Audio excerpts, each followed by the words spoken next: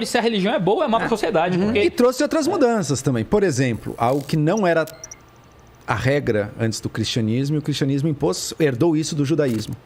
A pena de morte para homossexuais. Pena de morte. Sim, comandada por Deus. Né? E traz transformações às vezes ótimas, às vezes boas, às vezes não. Claro. Transformações humanas. Transformações que vão nas duas direções. Porque é humano. Mas você vê isso no cristianismo dentro do ambiente cultural cristão? Nossa, mas o Teodósio, que fez o primeiro código de leis explicitamente cristão do Ocidente, que foi reproduzido por quase todas as nações até não muito tempo atrás, era a punição com morte. Não sei se isso porque isso está no Levítico. Está no Levítico. A punição com morte. Deus comandava isso. Mal do pai.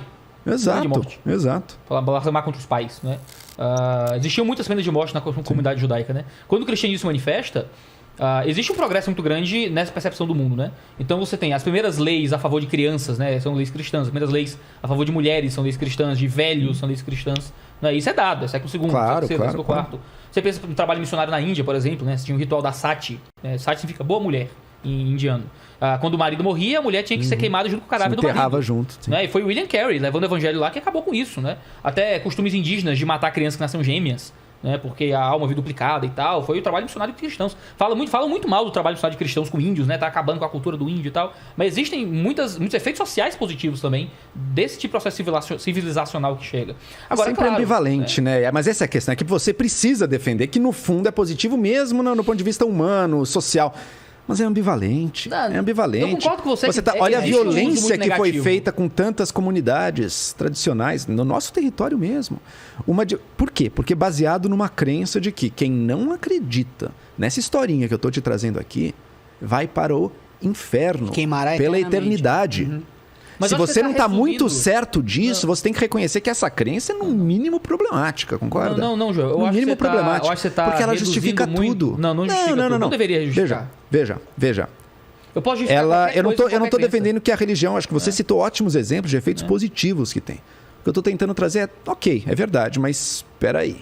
É ambivalente também. Assim como o Islã vai ser, assim como o hinduísmo na Rússia, eu tenho a União Soviética e eu tenho o ateísmo como política de Estado da União Soviética. Existe ateísmo de Estado. Né? O ateísmo era política pública. A religião é o mal. Eu tenho 12 milhões de assassinados só na Igreja Ortodoxa Russa. Né? Eu estou usando o ateísmo para justificar assassinato e morticínio. Então, os homens podem usar qualquer crença para justificar qualquer coisa. Olha só o que fizeram nas sociedades... aqui na nossa comunidade, vendo como a crença é uma coisa perigosa, o que é que seja. O ateísmo também foi ao longo da história do mundo. Né? Então, qualquer religião. Né? Se a gente olhar para as desgraças que foram feitas em nome de ideias, nenhuma ideia se justifica no fim das contas. Exato. A questão essa é uma condição necessária dessa ideia? Aí é outra questão. Então, aí eu acho que quando você vai olhar se é uma característica necessária, fundamental do pensamento cristão, eu acho que vai muito no que o João está falando. É ambivalente. Tem coisas que estão na raiz do cristianismo que são... E aí a gente sempre vai usar uma perspectiva nossa, né? São um avanço, pensando que a gente vive numa sociedade que, sim, é mais igualitária do que era, é mais justa do que era. A gente nunca viveu um tempo tão perfeito. Calmo. Claro que pode parecer um absurdo, mas...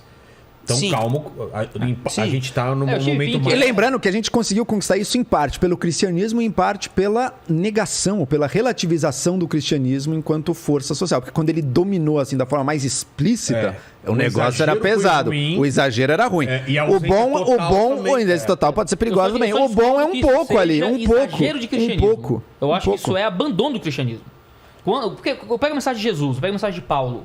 Cara, é uma mensagem de não violência, é uma mensagem de respeito ao próximo, de amor ao outro, de tratar o outro como imagem de Deus. Eu não posso falar mal do outro, porque ele é a imagem do Senhor. Eu tenho, dentro do Antigo Testamento, dentro do judaísmo, um ambiente muito localizado de uma lei que é dada a um povo específico, dentro da cultura específica, para propósitos específicos, que o Novo Testamento chama de uma lei inferior.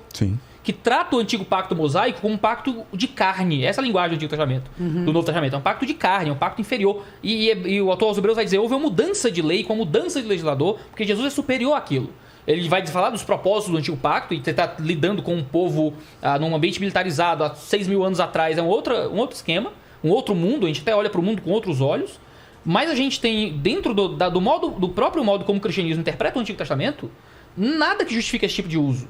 Não é? A pena de morte para homossexuais, isso não está no Novo Testamento. Não está no Novo Testamento, porque o Novo Testamento também... E o Novo Testamento interpreta isso como uma coisa passada. Claro. Tanto Jesus, quanto Paulo e quanto os outros apóstolos, não se viam com o desafio de criar uma ordem social.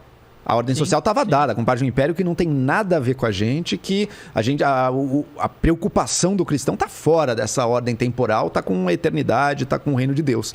Agora, em algum momento, os cristãos tiveram que passar pelo que Moisés criou uma ordem social com a sua lei.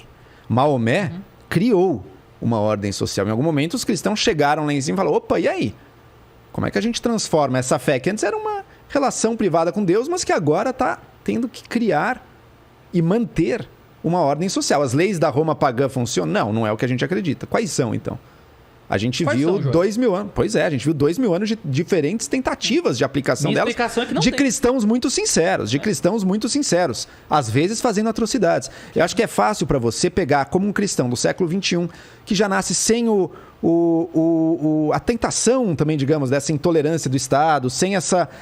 Porque já nasce num mundo laico, num mundo secularizado. No mundo, Bolsonaro tá lá falando o nome da igreja. Não, mas Bolsonaro é o menos cristão. Bolsonaro nem se diz tão cristão assim. Ele não é um fundamentalista. Ele não se diz um fundamentalista. Ele não é. Os problemas dele... Os problemas dele... Jesus uns 4 vezes, batizou umas 3.